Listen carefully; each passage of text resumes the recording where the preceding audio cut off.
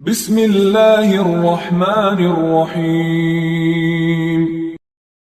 اسماعیل بن جعفر نے بیان کیا، ان سے ابو سہیل نے، ان سے ان کے والد مالک نے، اور ان سے طلحہ بن عبید اللہ رضی اللہ عنہ نے کہ ایک اعرابی پریشان حال بال بکھرے ہوئے رسول اللہ صلی اللہ علیہ وسلم کی خدمت میں حاضر ہوا۔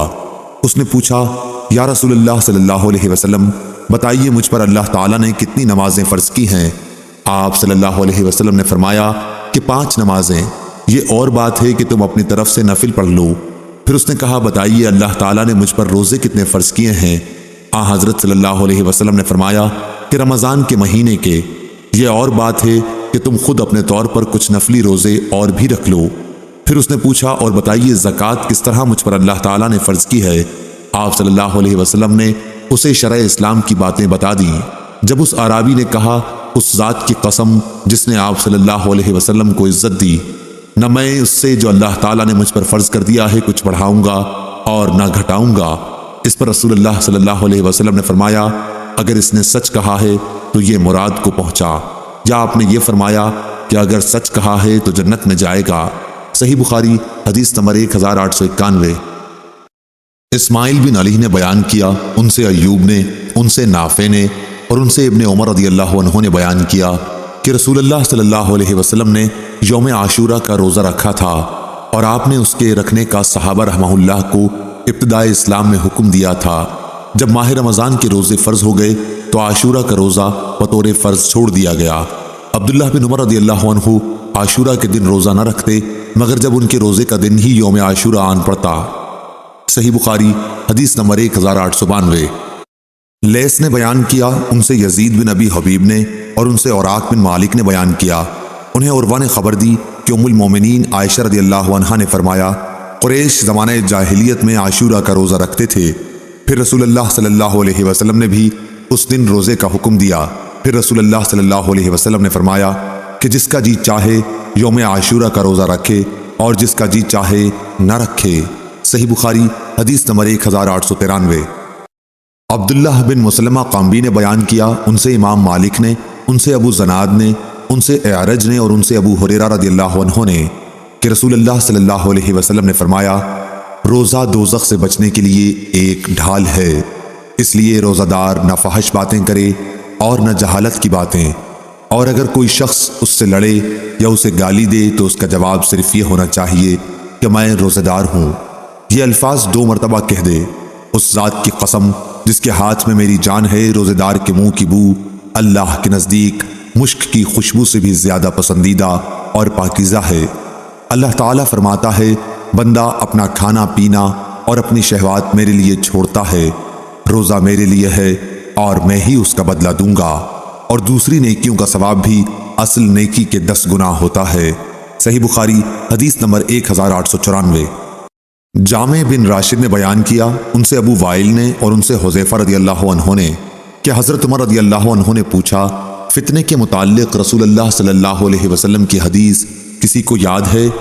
حذیفہ رضی اللہ عنہ نے بیان کیا کہ میں نے سنا ہے، آپ صلی اللہ علیہ وسلم نے فرمایا تھا کہ انسان کے لیے اس کے بال بچے، اس کا مال اور اس کے پڑوسی فتنہ، آزمائش و امتحان ہے، جس کا کفارہ نماز، روزہ اور صدقہ بن جاتا ہے۔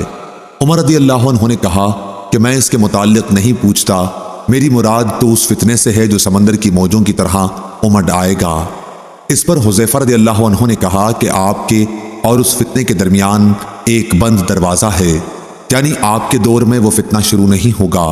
عمر رضی اللہ عنہ نے پوچھا، وہ دروازہ کھل جائے گا یا توڑ دیا جائے گا؟ حذیفہ رضی اللہ عنہ نے بتایا کہ توڑ دیا جائے گا۔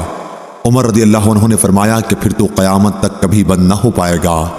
ہم نے مسروق سے کہا، آپ حذیفہ رضی اللہ عنہ سے پوچھئے کہ کیا عمر رضی اللہ عنہ کو معلوم تھا کہ وہ دروازہ کون ہے؟ چنانچہ مسروق نے پوچھا تو آپ نے فرمایا، ہاں، بالکل اس طرح انہیں علم تھا جیسے رات کے بعد دن کے آنے کا علم ہوتا ہے۔ صحیح بخاری حدیث نمبر 1895۔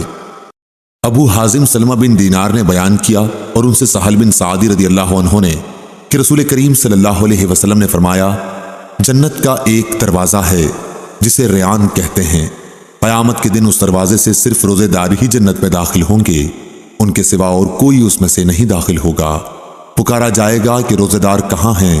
وہ کھڑے ہو جائیں گے، ان کے سوا اس سے اور کوئی نہیں اندر جانے پائے گا، اور جب یہ لوگ اندر چلے جائیں گے تو یہ دروازہ بند کر دیا جائے گا، پھر اس سے کوئی اندر نہ جا سکے گا۔ صحیح بخاری حدیث نمبر 1896۔ حمید بن عبد الرحمن نے بیان کیا اور ان سے ابو ہریرہ رضی اللہ عنہ نے بیان کیا کہ رسول اللہ صلی اللہ علیہ وسلم نے فرمایا، جو اللہ کے راستے میں 2 چیزیں خرچ کرے گا اسے فرشتے جنت کے دروازوں سے بلائیں گے کہ اے اللہ کے بندے، یہ دروازہ اچھا ہے۔ پھر جو شخص نمازی ہوگا اسے نماز کے دروازے سے بلایا جائے گا، جو مجاہد ہوگا اسے جہاد کے دروازے سے بلایا جائے گا، جو روزے دار ہوگا اسے باب ریان سے بلایا جائے گا، اور جو زکوٰۃ ادا کرنے والا ہوگا اسے زکوٰۃ کے دروازے سے بلایا جائے گا۔ اس پر ابو بکر رضی اللہ عنہ نے پوچھا، میرے ماں باپ آپ صلی اللہ علیہ وسلم پر فدا ہوں، یا رسول اللہ صلی اللہ علیہ وسلم، جو لوگ ان دروازوں میں سے کسی ایک دروازے سے بلائے جائیں گے مجھے ان سے بحث نہیں، آپ یہ فرمائیں کہ کیا کوئی ایسا بھی ہوگا جسے ان سب دروازوں سے بلایا جائے گا؟ آپ صلی اللہ علیہ وسلم نے فرمایا کہ ہاں، اور مجھے امید ہے کہ آپ بھی انہی میں سے ہوں گے۔ صحیح بخاری حدیث نمبر 1897۔ اسماعیل بن جعفر نے بیان کیا، ان سے ابو سہل نافع بن مالک نے، ان سے ان کے والد نے، ان سے ابو ہریرہ رضی اللہ عنہ نے کہ رسول اللہ صلی اللہ علیہ وسلم نے فرمایا، جب رمضان آتا ہے تو جنت کے دروازے کھول دیے جاتے ہیں۔ صحیح بخاری حدیث نمبر 1898۔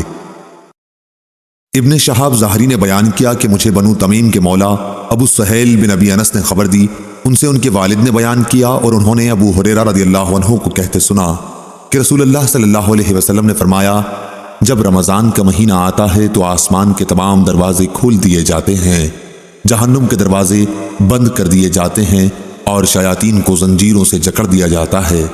صحیح بخاری حدیث نمبر 1899۔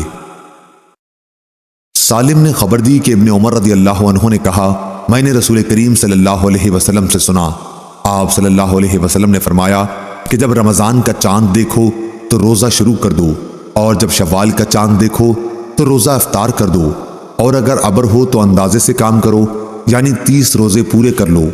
اور بعض نے لیث سے بیان کیا کہ مجھ سے عقیل اور یونس نے بیان کیا کہ رمضان کا چاند مراد ہے۔